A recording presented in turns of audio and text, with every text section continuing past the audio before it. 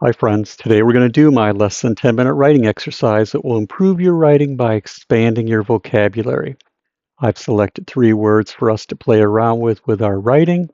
We're going to use each one of these words in a sentence so we can better understand them by putting them into context. I will give you general definitions, but I've also included links below to Merriam-Webster's website where you can find the formal definitions and pronunciations.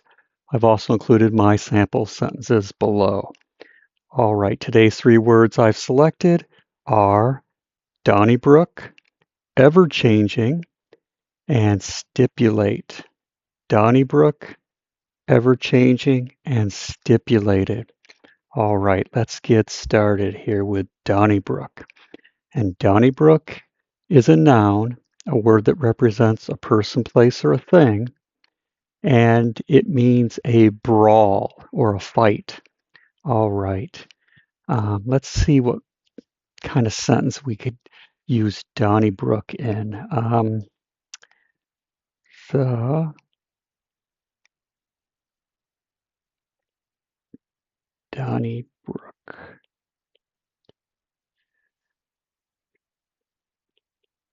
took to the streets after the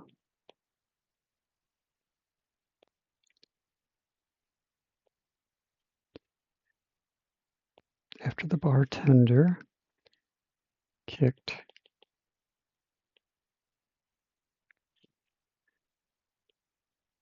the troublemakers out of the pub. All right. The Donnybrook took to the streets after the bartender kicked the troublemakers out of the pub. Here is Donnybrook.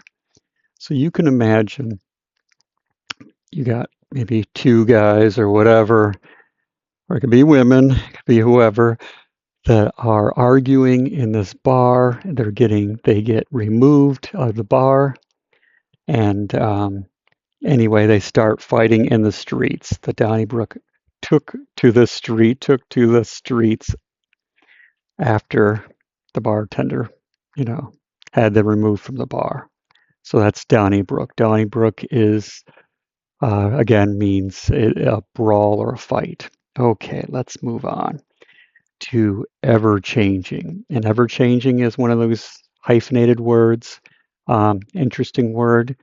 And it's an adjective, a word that describes, and it means always changing, always changing. That's ever-changing.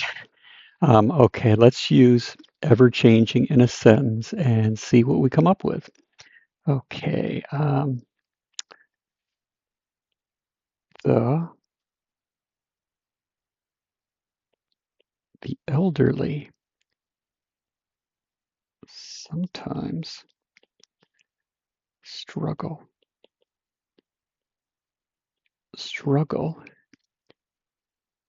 with the ever ever-changing world. Apologies for my G's here.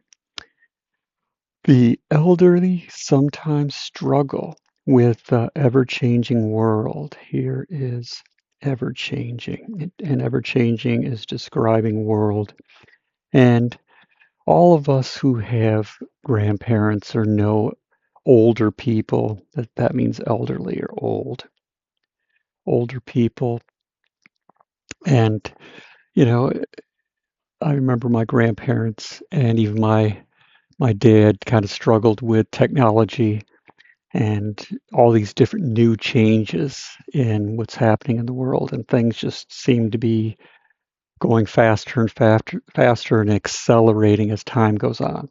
But anyway, these older people or the elderly, struggle with the ever-changing world. That is ever-changing and always changing. Okay, let's move on to our last word, and our last word is stipulate.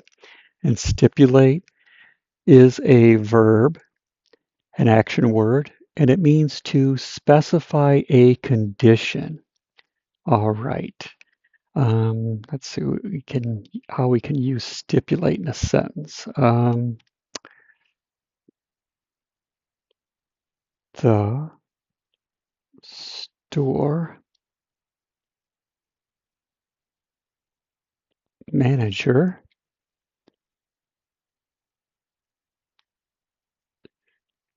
stipulated that customers must have a coupon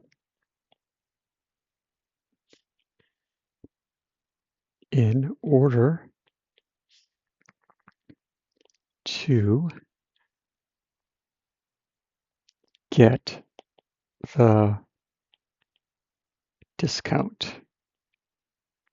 All right, the store manager stipulated that customers must have a coupon in order to get the discount.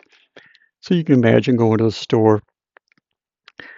Uh, Usually everybody wants to get something a little cheaper than the regular price. So in this case, the store manager is basically telling them there is a condition. Stipulation or to stipulate means to have a condition. They must have this coupon. That's the stipulation in order to get the discount. So coupon must, they must have the coupon to get the discount. So the manager is stipulating. They're applying a condition in order for these customers to benefit from the lower price of whatever they're buying. Anyway, that is stipulate. Anyway, three wonderful, interesting words: Donnybrook, ever-changing, and stipulate. Use them in a sentence. Play around with these words. Kind of have a little fun with your writing. And if these words are unfamiliar to you, make them part of you so they're accessible to you when you write. If you enjoyed this writing exercise, please like and subscribe. Thank you for watching. I hope you have a wonderful rest of your day and happy writing.